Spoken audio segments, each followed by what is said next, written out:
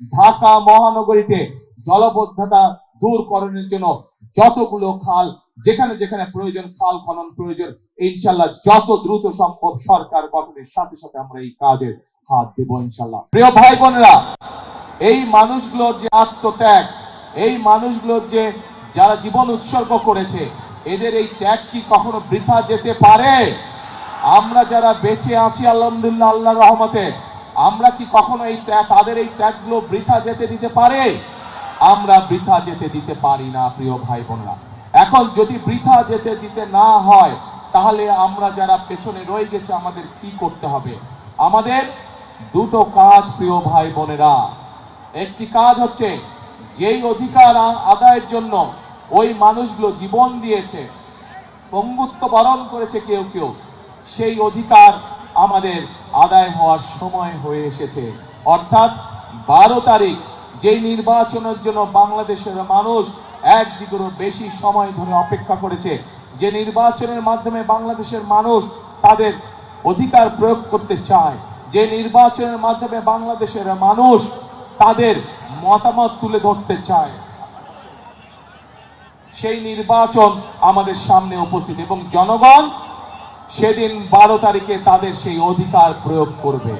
এবং একই সাথে প্রিয় ভাই বোনেরা, এই যে মানুষগুলো যারা জীবন উৎসর্গ করেছে, যারা শহীদ হয়েছে, যারা পঙ্গুত্ব বরণ করেছে, অত্যাচার নির্যাতন সহ্য করেছে হাজারো লক্ষ মানুষ, এই মানুষগুলোর আরেকটি প্রত্যাশা ছিল। এই যে এখানে আজকে ধানের শীষের প্রার্থী আমিনুল একটু আগে আপনাদের এলাকার যে সমস্যা বলে গেল, এরকম সমস্যা এই এলাকায় ঢাকা 16তে যেমন আছে, ঢাকা মহানগরীতে যেমন আছে, সমগ্র বাংলাদেশের মানুষের বিভিন্ন সমস্যা আছে। কর্মসংস্থানের সমস্যা আছে, নারীদের অধিকার প্রতিষ্ঠিত করার সমস্যা আছে, আমাদের তরুণ যুবক ভাই বোনদের কর্মসংস্থানের সমস্যা আছে, শিক্ষার্থীর আগামী দিনের প্রজন্ম যারা শিক্ষার্থী তাদের শিক্ষার বিষয়ে সমস্যা আছে। এখানে আমিনুল হাসপাতালের কথা বলেছে, সমগ্র বাংলাদেশের জেলা উপজেলা গ্রাম পর্যায়ে মানুষের স্বাস্থ্য সুবিধা নিশ্চিত করার সুবিধা আছে। অর্থাৎ এক কথায় আমরা দেখেছি গত 16 বছরে কিভাবে মেগা প্রজেক্ট হয়েছে, কিন্তু মানুষের ভাগ্যের মেগা পরিবর্তন হয়নি, বরং আমরা দেখেছি মেগা প্রজেক্টের নামে মেগা দুর্নীতি হয়েছে, কিন্তু মানুষের ভাগ্যের পরিবর্তন হয়নি। কিছু সংখ্যক মানুষের ভাগ্যের পরিবর্তন হয়েছে। প্রিয় ভাই বোনেরা, সময় এসেছে দেশ এবং দেশের মানুষের আমাদেরকে ভাগ্যের পরিবর্তন করতে হবে এবং সে কারণে থেকে সমগ্র দেশের মানুষের সামনে আমরা আমাদের দলের ম্যানিফেস্টো উপস্থাপন করেছি। সেখানে আমরা কিভাবে আমরা সামনে এগিয়ে নিতে, সেখানে আমরা ছাত্র কিভাবে আমরা বেকারদের কর্মসংস্থানের ব্যবস্থা করতে চাই, সেখানে আমরা উল্লেখ করেছি কিভাবে আমাদের 40 লক্ষ প্রতিবন্ধী মানুষ আছে সারা দেশে, তাদের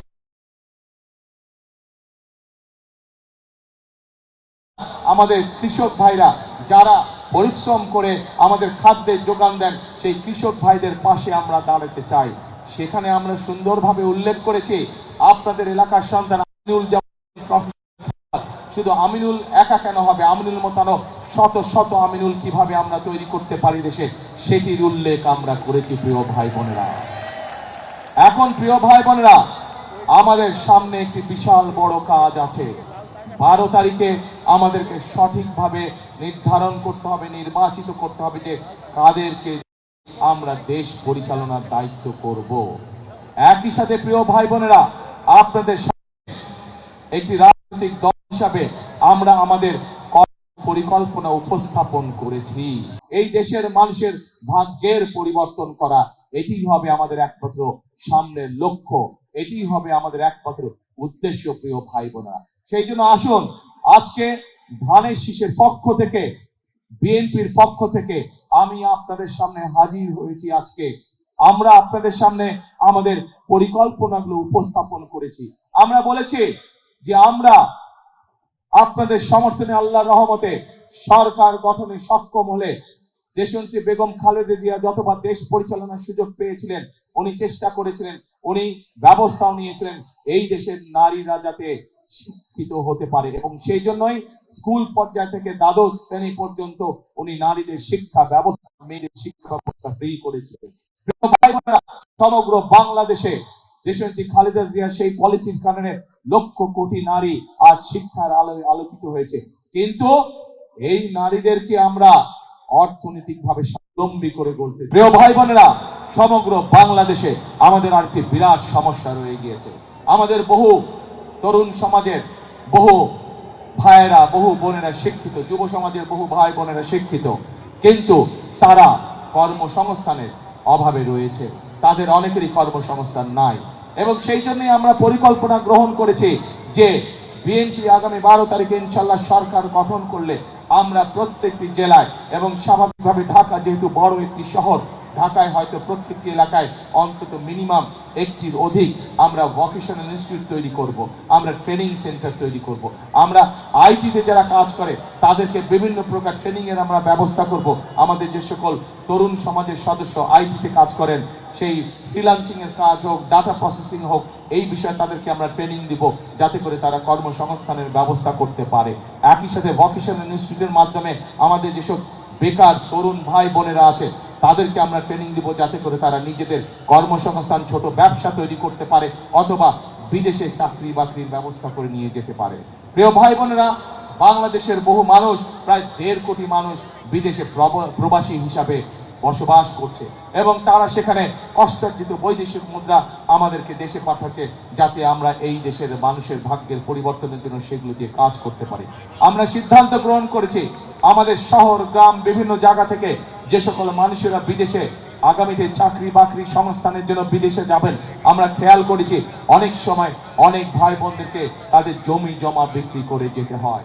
আমরা সিদ্ধান্ত গ্রহণ করেছি এই জমি জমা যাতে তাদেরকে বিক্রি করতে না হয়, তাদের যেই চাকরি সংস্থান হবে বিদেশে, তার জন্য আমরা সহজ শর্তে স্বল্প ঋণের সুবিধা তাদেরকে দিব, যাতে করে সেই ঋণের সুবিধা দিয়ে তারা যেতে পারেন, যাতে করে তাদের বাপ পিতার পৈতৃক ভিটা যাতে বিক্রি করতে না হয়। এখন প্রিয় ভাই বোনেরা, এই এলাকায় জলবদ্ধতা একটি সমস্যা আছে। এই জলবদ্ধতা সমস্যা এই এলাকায় যেমন আছে, ঠিক একইভাবে সমগ্র বাংলাদেশে এই জলবদ্ধতার সমস্যা আছে, এবং সেই জলবদ্ধতা সমস্যার কারণে কৃষকরা যেরকম তাদের ফসলের জন্য প্রয়োজনীয় পানি পায় না, একইভাবে অনেক সময় কৃষকরা তাদের চাষবাস করতে সমস্যা হয়। সেজন্য আমরা সিদ্ধান্ত গ্রহণ করেছি শহীদ রাষ্ট্রপতি জিয়াউর রহমানের সেই বিখ্যাত খাল খনন কর্মসূচি ইনশাল্লাহ আমরা আবার শুরু করব। সমগ্র বাংলাদেশে আমরা সেই কর্মসূচি করব, এবং সেই কর্মসূচির অংশ হিসেবে ঢাকা মহানগরীতে জলবদ্ধতা দূরকরণের জন্য যতগুলো খাল, যেখানে যেখানে প্রয়োজন খাল খনন প্রয়োজন, ইনশাল্লাহ যত দ্রুত সম্ভব সরকার গঠনের সাথে সাথে আমরা এই কাজের হাত দেব ইনশাল্লাহ, যাতে মানুষ জলবদ্ধতা থেকে রক্ষা পেতে পারে, যাতে মানুষের চলাফেরার কষ্ট না হয়। প্রিয় ভাই বোনেরা, আমরা যত কাজই করি না কেন, দুটো কাজের ব্যাপারে আমাদেরকে অবশ্যই সবচাইতে সবচাইতে সবচাইতে বেশি জোর দিতে হবে। কি সেই কাজ? একটি কাজ হচ্ছে যে কোনো মূল্যে মানুষের নিরাপত্তা নিশ্চিত করা, যেন মা বোনেরা সহ সব প্রত্যেকটি মানুষ নিশ্চিন্তে দিনের যে কোনো সময় রাস্তাঘাটে চলতে পারে। একটি মানুষ নিরাপদে রাস্তাঘাটে চলবে, একটি মানুষ নিরাপদে তার ব্যবসা বাণিজ্য করবে, চাকরি বাকরি করবে। সেজন্য বিএনপির সবচাইতে অন্যতম প্রায়োরিটি হচ্ছে যে কোনো মূল্যে ঢাকা শহর সহ সমগ্র বাংলাদেশের আইন শৃঙ্খলা পরিস্থিতি নিশ্চিত করা।